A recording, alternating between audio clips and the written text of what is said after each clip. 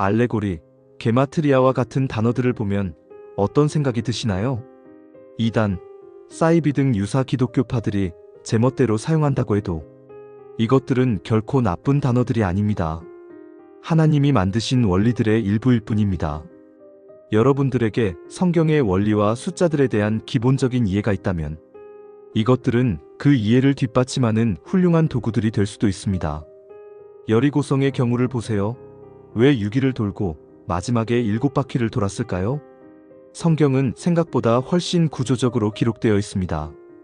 단순 이야기책이 아니라 원리와 질서로 기록된 책이라는 뜻입니다. 신약의 구조 또한 이러한 구조를 설명합니다.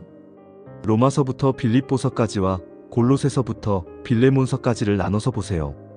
각각 5개로 율법의 10계명을 5과 5으로 나누어서 설명합니다.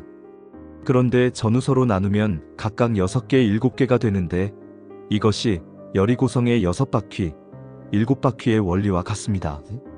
이런 원리는 히브리서가 요단강을 건너 가나안으로 들어가는 것에 대한 이야기라는 걸 알 수 있게 해줍니다. 또 이 구조 안에서 서신서를 보면 서신서 안에 어떤 내용이 있고 어떤 해석을 해야 하는지 교차 검증이 가능해집니다.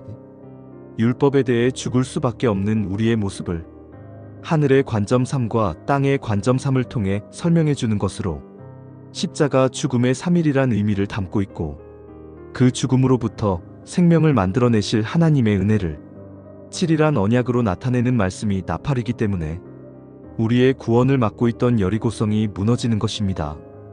아는 만큼 보이는 법입니다.